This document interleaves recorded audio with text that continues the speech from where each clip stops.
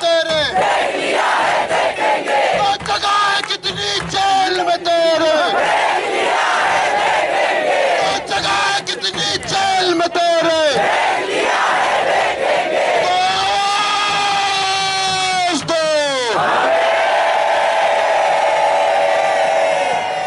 तो आरएसएस के खिलाफ लड़ेंगे।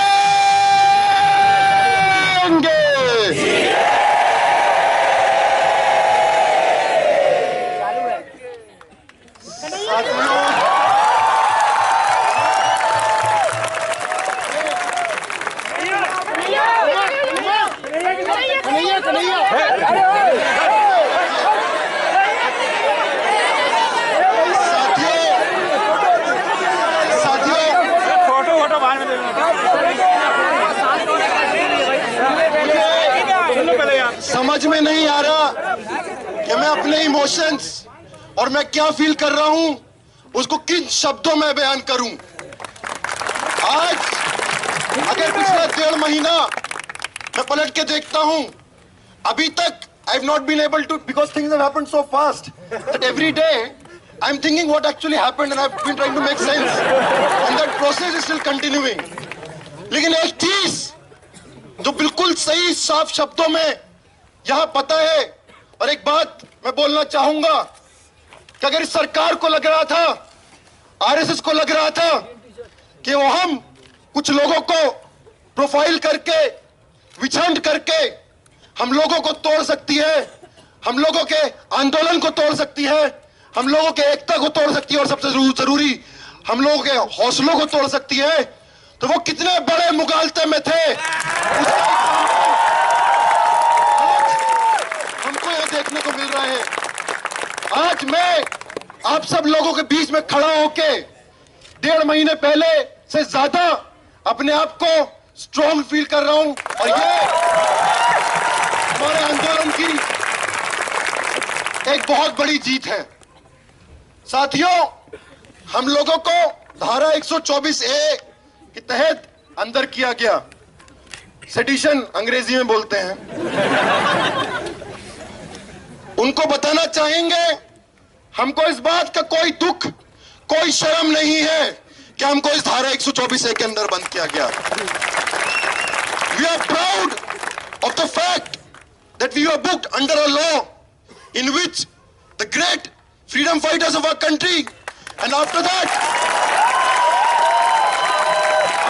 सेवरल पीपल, वो सारे लोग जो सत्ता को जिन्होंने हमेशा क्वेश्चन किया है, जो जनता के आंदोलनों में जुड़े रहे हैं, चाहे वो विनायक सेन हो, चाहे वो अरुंधति रॉय हो, चाहे वो प्रोफेसर शेख शौकत हो, हमारा नाम उन लोगों के साथ जुड़ा इस बात कि हमको we feel very proud of that fact.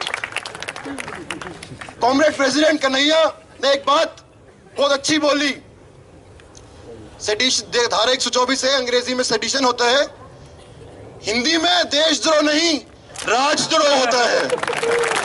और आज का जो ये मोदी राज है, आज का जो ये फाशिस्ट राज है, आज का ये जो जनता विरोधी, दलित विरोधी, आदिवासी विरोधी, अल्पसंख्यक विरोधी, महिला विरोधी, किसान विरोधी, मजदूर विरोधी, इंसान विरोधी, जनता विरोधी,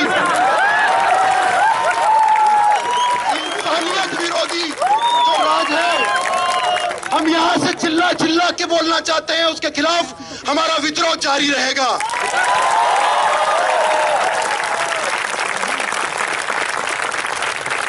एक और चीज सोचने वाली बात है, 1860 का एक लॉ हमारे खिलाफ यूज किया। ये सो कॉल्ड नेशनलिस्ट लोग को अंग्रेजों के पास जाना पड़ा हमको अंदर करने के लिए। मतलब भगत सिंह ने बोला था भूरे अंग्रेज, इनके बारे में ही बोला था शायद।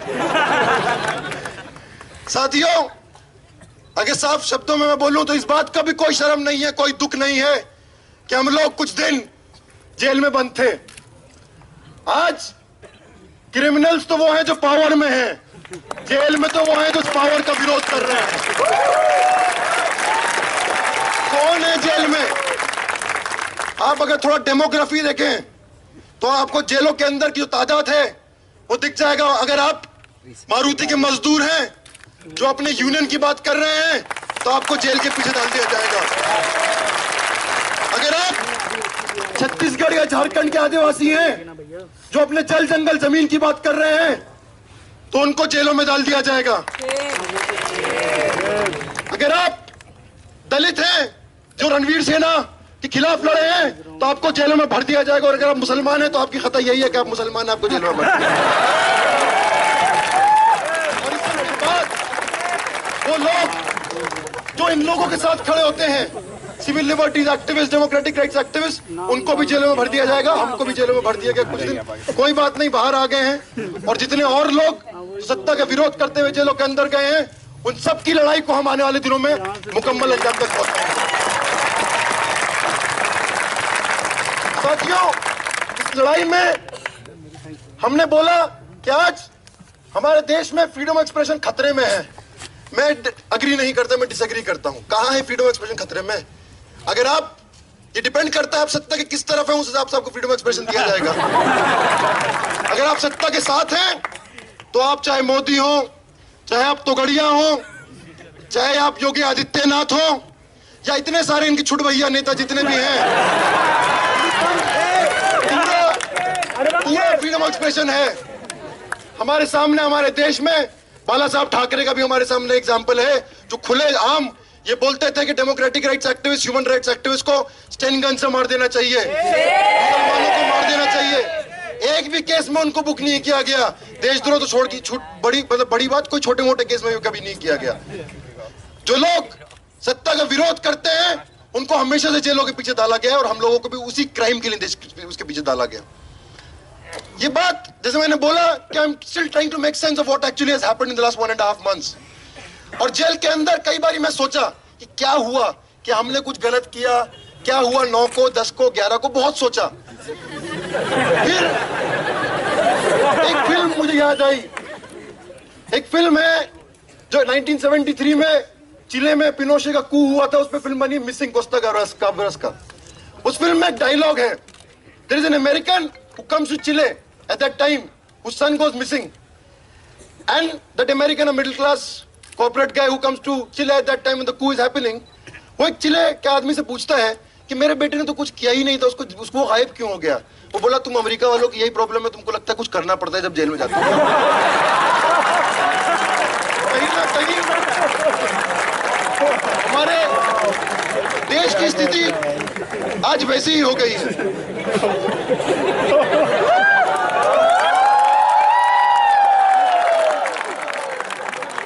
हम लोग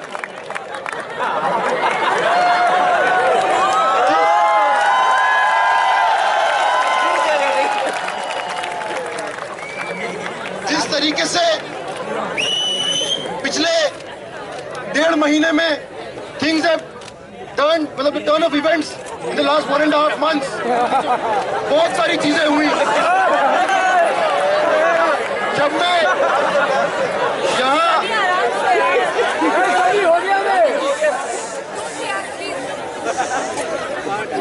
1.5 महीने में जिस तरीके से बहुत सारी घटनाएं हुई हैं, मुझको बोला गया था कुछ दिनों पहले कि मैं जैसे मोहम्मद में हूं।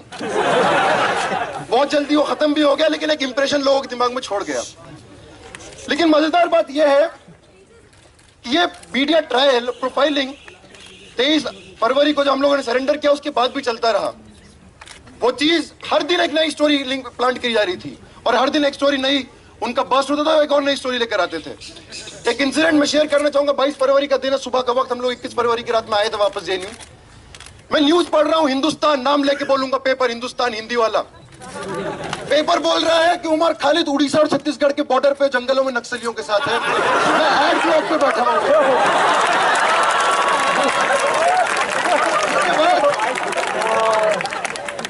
जब पुलिस कस्टडी में था, बहुत कुछ पुलिस कस्टडी में हुआ जो मैं because of the conditions of bail मैं आपके साथ बात नहीं कर सकता, लेकिन और भी बहुत कुछ हुआ जिसमें मैं बात कर सकता हूं। उसके कुछ चीजों पे बात करूंगा। एक दिन एक पुलिस अफसर ऐसी इंटरोगेशन के दौरान नहीं ऐसी बोला कि फोटो कौन सा है, अपने फोन में दिखाया। देखा कि मैं, एक और साथी जेएनयू के कॉमरेड हेम, उनके साथ था। ये फोटो आया है, देखो तुम्हारा नक्सलियों से कनेक्शन है। मैं बोला पहले तो बात आपकी गलत है कि वो नक्सली नहीं है, वो जेएनयू के छात्र थे। और बोला ये आईबी का फोटो है। आई भी फोटो लेकर आया, टाइम्स ऑफ इंडिया में छपा है। मैंने कहा सर ये मेरे फेसबुक से ही उठाया गया है। मतलब आईबी का फुल फॉर्म है इंटेलिजेंस ब्यूरो, लेकिन उसका कोई इंटेलिजेंस नहीं है। लेकिन एक चीज जो सामने आई इस पूरे दौरान, जो मीडिया का रोल था, and I don't think the media was acting independently. I think, and I have strong reasons to think like that these were clear instructions एक सेक्शन ऑफ मीडिया को ऊपर से कि ये चीज आप दिखाइए। और उससे होता क्या है हमारे देश में, और सिर्फ ये कोई इकलौता केस नहीं है, ऐसे तमाम केसेस हैं कि मीडिया एक ओपिनियन ऑलरेडी जनरेट कर देता है। आप एक्सपेक्ट करेंगे कि पुलिस इन्वेस्टिगेशन करेगा और उसके बाद वो मीडिया को इंफॉर्मेशन देगा, जो मीडिया प्ले करेगी। यहाँ उल्टा होता है, मीडिया ट्रायल करता है, उसके बाद जाके पुलिस को इंफॉर्मेशन देता है, उस आधार पे पुलिस आपका इंटरोगेट करती है और उस तरीके उस आधार पे इन्वेस्टिगेशन होता है। एक दिन एक पुलिस अफसर बोल रहे हैं कि खालिद यार तू तो मास्टरमाइंड है। मैं बोला किस चीज का मास्टरमाइंड सर? मतलब ये तो आप उल्टा कर दिया आपने पूरी चीज को। जो मीडिया बोल रही है आप वो, अगर आपको वो पॉइंट ऑफ डिपार्चर है तो आपका तो कुछ इन्वेस्टिगेशन हो ही नहीं पाएगा ऐसे। तो ये चीजें मतलब एक ओपिनियन ऑलरेडी। और एक चीज जो बार बार समझ में आई, लास्ट टाइम जब मैं यहाँ आया था तो एक बात बोली थी कि पिछले 7 साल में I did not consider myself as a Muslim, neither did I project myself as a Muslim in this campus, but still I was projected as an Islamist terrorist. लेकिन इस दौरान जिस तरीके से once again इंटरोगेशन के वो details नहीं, लेकिन तो असाइड कॉन्वर्सेशंस होते थे, कहीं ना कहीं ऐसा लगा कि ट्रायल सिर्फ हम कुछ इंडिविजुअल्स का नहीं चल रहा, और मेरे केस में सिर्फ मेरा नहीं और सिर्फ जेएनयू का नहीं, पूरे मुस्लिम कम्युनिटी का ट्रायल चल रहा है। इस तरीके से बातें करी जाती थी, इस तरीके से बातें बोली जाती थी। ये बोला जाता था कि आप जिस तरीके से फ्रेम होती थी, you have to prove, giving examples of this president Abul Kalam and many other people, कि वो लोग पेट्रियोटिक मुस्लिम्स थे, अब तुम अपना पेट्रियोटिज्म प्रूव करो। बार बार इस तरीके से चीजें फ्रेम की जाती थी। और मुझे एक चीज, जो एक सवाल मेरे दिमाग में बार बार आया, क्या मैं जिस तरीके से अपना अभी तक डिफेंस पेश कर रहा था कि नहीं मैं तो प्रैक्टिसिंग मुस्लिम नहीं हूं, मैंने तो ऐसा नहीं करा, is it actually helping the case? What if I was a practising Muslim? What if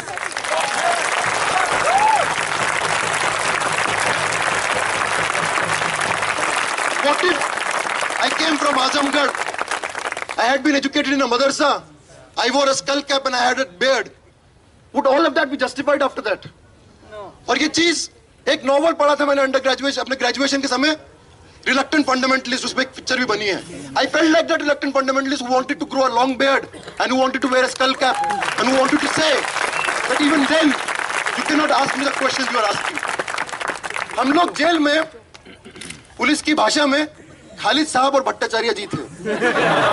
तो खालिद साहब, Khalid Mia, Khalid Bhai was a suspect who had to prove his patriotism. उनको बान पे मुझसे 3 बारी ज्यादा गुस्सा था कि ये भट्टाचार्य कहां से आ गए।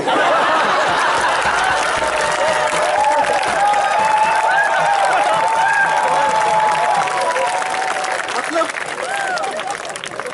बोलते थे कि आप तो मतलब if I was a traitor to the nation by virtue of my birth, unless I prove otherwise, Ban was a triple traitor. Not only a traitor to his nation, also to his religion and also to his caste.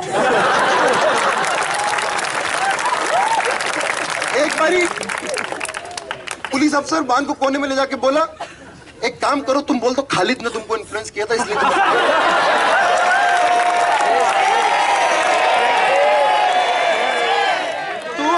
ये सारी चीजें आज मतलब ये कोई इकलौता case नहीं है।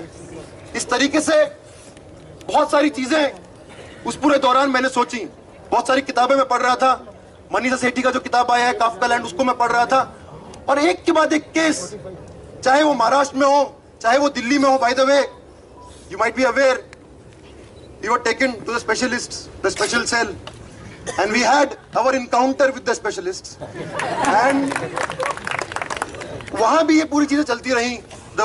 उन्होंने they did not touch us physically, but बाकी सब जो कर सकते थे, बोलना, गालियां देना, ये सब करना, वो हमेशा रहा। ये सब हम लोगों ने इस पीरियड में we have been through all of this। ये सवाल बहुत महत्वपूर्ण सवाल है कि ऐसा क्यों हुआ? क्या कुछ 9 फरवरी को या 10 फरवरी को हुआ था इसलिए ऐसा हुआ?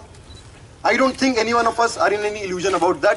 This happened precisely for the fact that all of us, we are thinking people. All of us, we don't take anything. जो इंडियन न्यूज एक्स, मतलब आज ही मैं सोच रहा था, न्यूज एक्स को देख रहा था कि यहाँ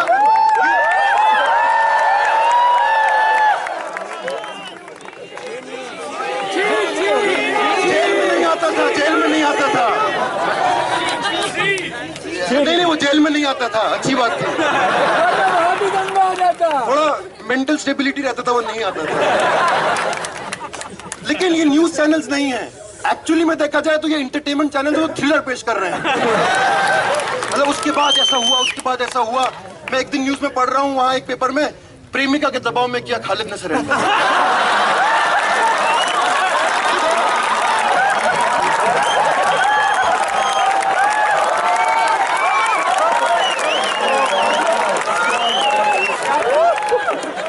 तरीके से एक जो मिडिल क्लास ऑडियंस है वो एक थ्रिलर स्टोरी कंज्यूम करना चाहता है, वो एक थ्रिलर स्टोरी पेश कीजिए, और उस म्यूजिक के साथ, इन सब चीजों के साथ वो होता था। In coming back to the point I was making, we were targeted because we think and we do not take anything that is given to us just like that. We question, we interrogate, we debate, we dissent, we are JNU,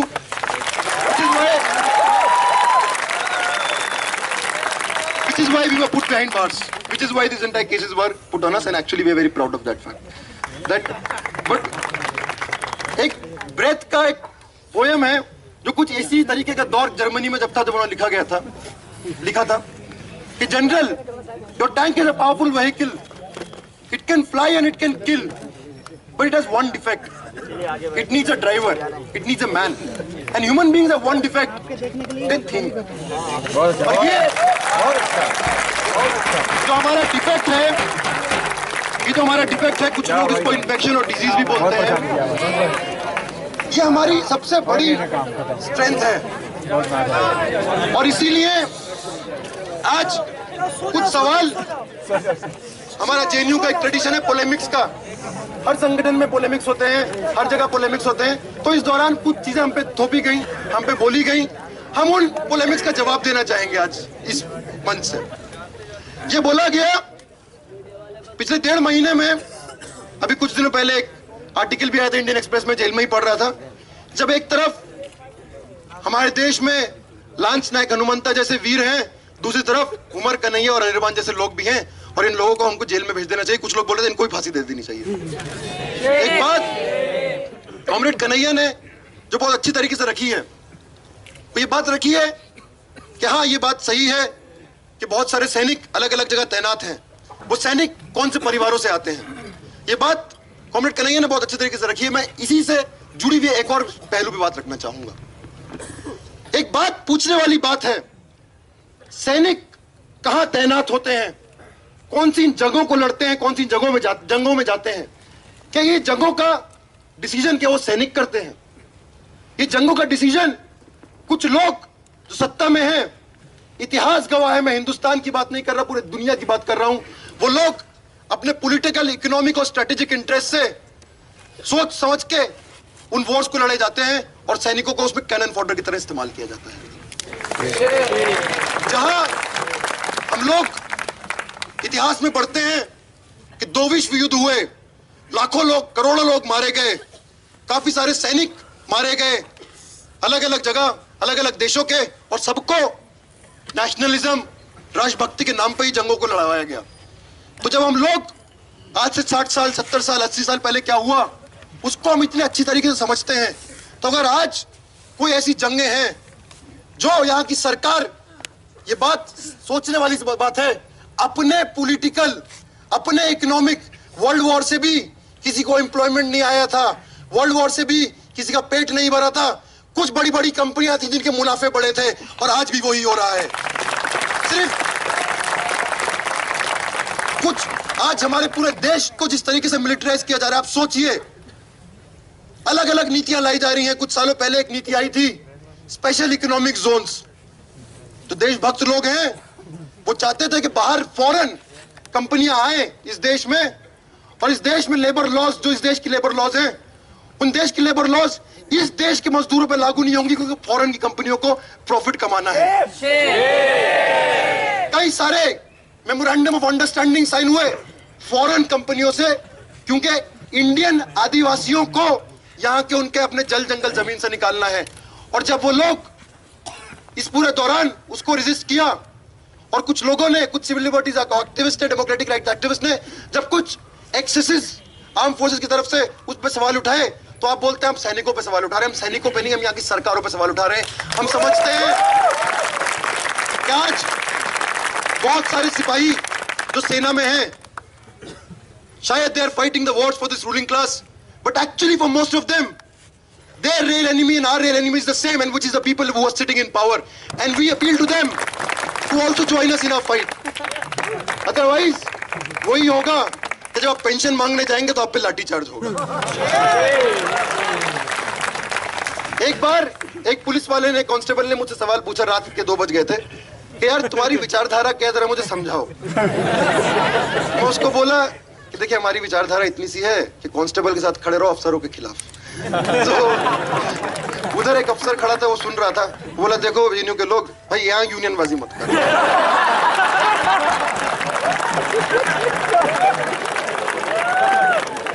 एक बारी एक और पूछा, once again interrogation का नहीं है, अलग से, कि यार लाल सलाम का मतलब क्या होता है? जब तुम्हें उठाकर ला रहे थे बहुत लाल सलाम तो दूसरा बोला सर मैं समझाता हूँ आपको। जो नक्सलाइट लोग हैं ना, एंटी डेमोक्रेसी, एंटी कॉन्स्टिट्यूशन, जब वो आर्मी और सीआरपीएफ पर अटैक करते चिल्लाते लाल सलाम, और फिर बोलते ही बोला आपने पिक्चर नहीं देखी है। तो एक चीज तो सामने उभर कर आई कि प्रेजुडिस इतना है कि दैट ओनली ओवरवेल्म्स। ये बोला गया कि तुम लोग एक्चुअली जेएनयू के लोग, तुम लोग कुएं के मेंढक हो। जेएनयू की 4 दीवारी में समझते हो वही दुनिया है, एक्चुअली में बाहर की दुनिया बहुत अलग है। हम बताना चाहते हैं कि इस जेएनयू की 4 दीवारी में ही, अगर मैं अपने पिछले 7 साल की बात करूं, अलग अलग जन आंदोलनों के, जो अलग अलग इस देश में जन आंदोलन चल रहे हैं, उनके रिप्रेजेंटेटिव्स को अगर कहीं सुना है तो इसी 4 दीवारियों के बीच में सुना है। अगर मुझको पता है कि तेलंगाना, छत्तीसगढ़ और उड़ीसा में एक डैम बन रहा है, पोलावरम डैम, जिसमें 400 गांव, आदिवासी गांव विस्थापित होने वाले हैं, तो वह मुझको इस यूनिवर्सिटी की वजह से ही पता चला है। अगर मुझे Salwa Judum, minority witch hunting, caste massacres के बारे में पता चला है, तो वो मुझको इसी विश्वविद्यालय के वजह से पता चला। और एक और बात इस विश्वविद्यालय की बात मैं बोलना चाहूंगा, सिर्फ ऐसा नहीं है कि इस विश्वविद्यालय ने हमको बहुत कुछ दिया है। इस विश्वविद्यालय की 4 दीवारी कभी भी इस देश की संघर्षशील जनता के लिए कभी भी बंद नहीं रही। जब 84 में सिखों को पकड़ पकड़ के मारा जा रहा था, तो इसी कैंपस की 4 दीवारी थी जिन्होंने यहाँ सिखों को रखा था। और ये इस कैंपस का, यहाँ के छात्र आंदोलन का इतिहास है। साथियों, जिस तरीके से हमारे देश में एक वातावरण पैदा किया जा रहा है, शायद गांधी जी के 3 बंदर थे, मोदी जी के भी 3 बंदर हैं। पहला, जितना बुरा हो रहा है मत देखो। दूसरा, जितना बुरा भला बोला जा रहा है मत सुनो। एहसान जाफरी भी फोन करे जब भी मत सुनो। और तीसरा, जितना हो सके उतना बुरा भला बोलो। तो कहीं ना कहीं इस तरीके से हमारे देश में एक नफरत का माहौल पैदा किया जा रहा है, और हर एक इस नफरत का माहौल पैदा करके हर एक जनवादी अधिकार जो लोगों ने संघर्षों से जीत कर लाया है, उन सारे संवैधानिक अधिकारों से अटेंशन डाइवर्ट करके उनसे छीनने की बात की जा रही है। ये मीडिया जो आज चीख चीख के देशद्रोह देशद्रोह देशद्रोह देशद्रोह बोल रही है, कभी उसने इस बारे में नहीं सोचा कि जितनी अलग अलग राज्यों में बीजेपी की सरकारें, और सिर्फ बीजेपी की नहीं लेकिन बीजेपी खासतौर से, किस तरीके से लेबर लॉज को डाइल्यूट किया जा रहा है और लेबर लॉज के मजदूरों के अधिकारों को छीना जा रहा है, कि वो इस देश के लोगों के हित में है या हित में नहीं है, उस पर कभी प्राइम टाइम डिबेट नहीं हुआ। कभी प्राइम टाइम डिबेट नहीं हुआ कि इस देश के आदिवासी किस हालत में जी रहे हैं। कभी इस बारे में प्राइम टाइम डिबेट नहीं हुआ कि लोगों की फेलोशिप चले जाएगी तो उसके बारे में क्या होगा। आज ये बोला गया हम सब्सिडी से चलते हैं, हमारा यूनिवर्सिटी सब्सिडी से चलता है। आज जब हम जेल में बंद थे तो हम जेल में बोले थे कि हम भी अपने सब्सिडी की जेल में आए हैं। सिर्फ विश्वविद्यालय नहीं चलते, हर चीज सब्सिडी से चलती है, और किसी को ठेका नहीं मिला है कि वो will represent the tax payers aspirations. I think जो इस देश के majority of the tax payers का एस्पिरेशन है, ये कैंपस हमेशा उसके साथ खड़ा रहा है। साथियों, हमारे देश की जो स्थिति है, जिस तरीके से आज जो लोग जनता के हक के बारे में बात कर रहे हैं, उन पे अटैक है, वो बहुत सारे एग्जांपल्स हैं। हमारे देश में एक लॉ है, अनलॉफुल एक्टिविटीज प्रिवेंशन एक्ट। एक समय एज एन असाइड हमको धमकी भी दी गई थी, वो भी लगा देंगे तुम पे। उस लॉ के अंदर just the mayor thought, just the mayor ideology, आपने कुछ किया हो या नहीं किया हो, सिर्फ उस थॉट के आधार पे, सिर्फ उस आइडियोलॉजी के आधार पे आपको जेल के अंदर बंद कर दिया जाता है। वो लॉ, वो एक्ट ये बोलता है कि आपने कुछ किया हो या नहीं किया हो, अगर आपका इंटेंशन है तो आपको जेल के अंदर बंद किया जा सकता है। इंटेंशन मापने की मशीन नहीं आई है, लेकिन यहाँ के पुलिस वालों को पता होता है कि आपका इंटेंशन था। आप कल बम फोड़ने वाले थे, आज नहीं फोड़ा था, इसलिए हमने आज ही अरेस्ट कर लिया। कल आप जाके वहां कुछ करने वाले थे, इसलिए हमने आज अरेस्ट कर लिया। एक एग्जाम्पल शेयर करूंगा। 1-1.5 साल पहले एक बॉम्बे के civil liberties activist Arun Ferreira उस कैंपस में आए थे। उन्होंने बोला कि जब मुझको 4 साल पहले जेल में रखा तो पुलिस आके मेरे वाइफ के जो मार्क्सिस्ट सोशियोलॉजी टेक्स्ट बुक्स थे वो उठा कर ले गए। तो वहां जब प्रोसिक्यूशन ने बोला कि ये क्यों लाए हो, बोला सर लाल है। और इसी तरीके के उदाहरण हमने भी कुछ देखे। पहले दिन प्रोसिक्यूशन आके बोल रहा है कि उमर और अनिर्बान का अफजल गुरु और मकबूल भट्ट से रिश्ता तलाशना है। हम सोचे भाई एक जीवित इंसान का एक मुर्दा इंसान से कैसे रिश्ता हो सकता है? Unless and until Delhi police believes in some transcendental state, dead in the living meat। हम बोले मकबूल भट्ट को तो फांसी हमारे पैदा होने से पहले लगा दी, तो हमारा दिन कहाँ से बनता है? लेकिन ये सारी चीजें, और एक और बात है, मैं बात को खत्म करते हुए, बीजेपी को ये बात बहुत बुरी लगी, आरएसएस को ये बात बहुत बुरी लगी कि जेएनयू में कुछ लोगों ने भारत के बर्बादी के स्लोगन लगाए। हम कंडेम करते हैं उस स्लोगन को, हमारा स्लोगन नहीं है, लेकिन बीजेपी को बुरी क्यों लगी? बीजेपी को लगा ये हमारा ठेका है, और लोग क्यों कर रहे हैं?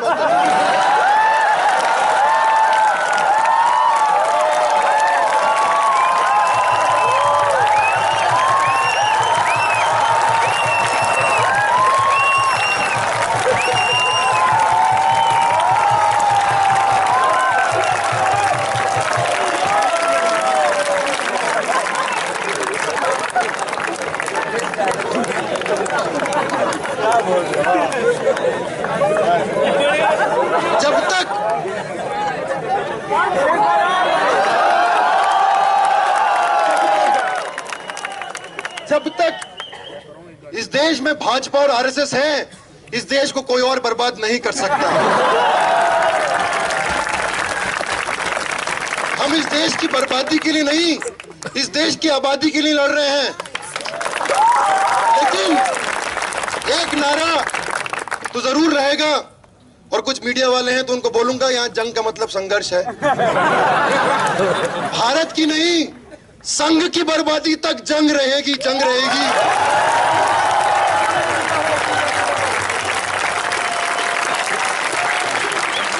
क्योंकि संघ की बर्बादी में ही भारत की आबादी है।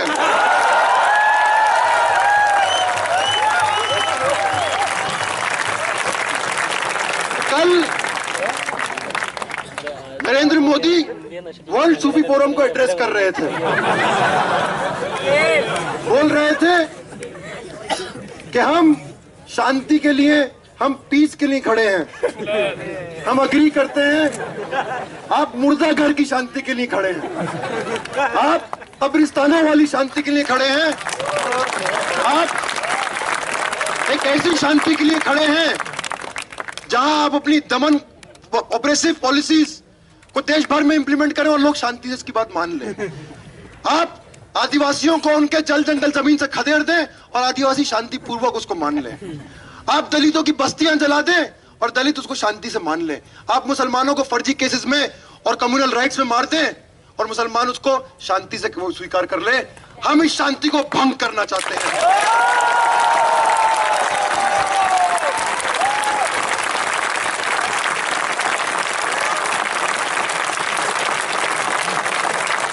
Because we believe anywhere in this world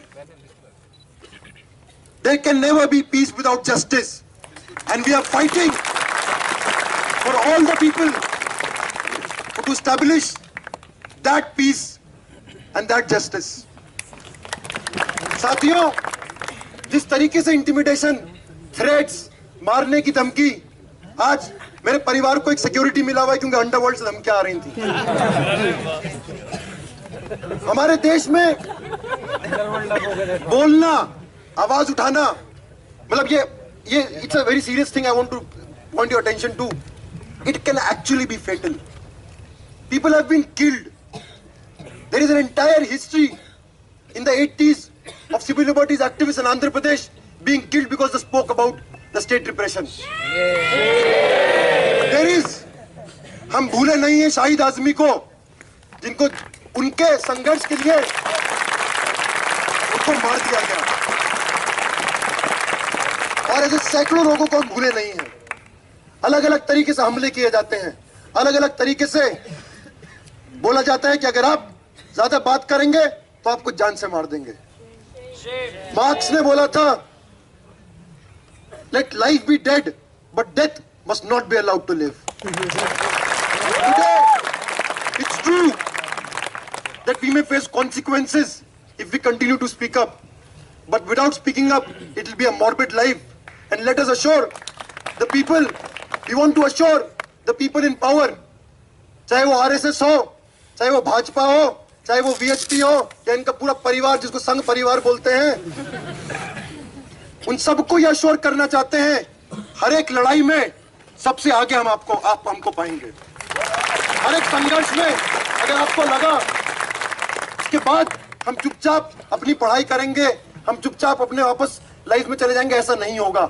आज आपने हमको पिछले 20 दिन 25 दिन में जेल में डाल के हम पे और बड़ी जिम्मेदारी हमारे कंधों पे दी है, और हम उस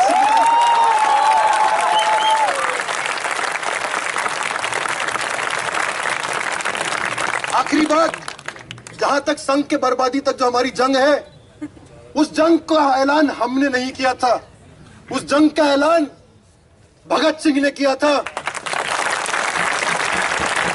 जब उन्होंने बोला था कि ऐलान कर दो that a state of war exists and shall exist as long as there exists exploitation of human being by human being.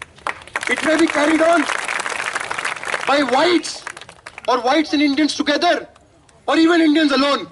But as long as that exploitation continues, our war will continue. एक बात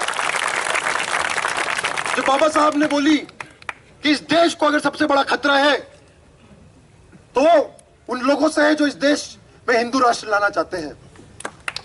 इन दो coat के साथ, बाबा साहब के coat के साथ और भगत सिंह के कोट के साथ अपनी बात को खत्म करूंगा, और इस कन्विक्शन के साथ, इस अश्योरेंस के साथ कि हम सारे लोग, एक और बात, सॉरी लास्ट में एक और बात बोलना चाहूंगा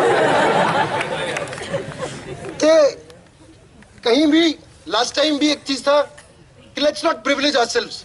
जो यहां पिछले 1.5 महीने में हुआ, एक्चुअली में देखा जाए तो जो इस देश में जिस तरीके से रिप्रेशन, स्टेट रिप्रेशन होता है, उसके सामने कुछ नहीं था।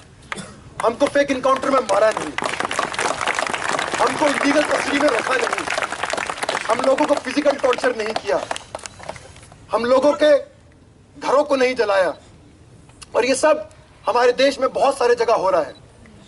लेनिन एक बात बोलते हैं कि periods of crisis they break most people but they also make some people. आज वो जिम्मेदारी हमारे ऊपर है कि आने वाले दिनों में हमारा क्या रोल रहेगा। This movement has brought a lot of people, this movement has brought a lot of people into this movement, and it is our responsibility, जब ये आंदोलन खत्म हो और ये आंदोलन आगे चलेगा, एक बहुत फैंसी नाम दिया है हाई लेवल इंक्वायरी कमेटी, उसके खिलाफ भी लड़ना है, सेडिशन चार्जेस को स्क्रैप कराने के लिए भी लड़ना है, और इस सारी लड़ाइयों के बाद भी जो एक ऐसा समाज बनाने की लड़ाई जहाँ वायलेंस, फिजिकल वायलेंस, किसी को मारना तो दूर की बात, एक इंसान दूसरे इंसान को थप्पड़ भी ना मार पाए, ऐसी सोसाइटी बनाने की लड़ाई को हम सबको अंजाम पे पहुंचाना है। इस शब्दों के साथ और इसी एश्योरेंस के साथ कि इस संघ गिरोह के खिलाफ, उसको निस्ता नाबूद करने के खिलाफ हमारी लड़ाई, हमारा संघर्ष जब तक अपने मुकम्मल उस पे नहीं पहुंच जाता, कल्मिनेशन में नहीं पहुंच जाता, हम सारे लोग इसी तरीके से कलेक्टिवली यूनाइटेडली लड़ते रहेंगे। शुक्रिया। इनकलाब जिंदाबाद, छात्र एकता जिंदाबाद, छात्र शिक्षक एकता जिंदाबाद, छात्र मजदूर एकता जिंदाबाद। शुक्रिया।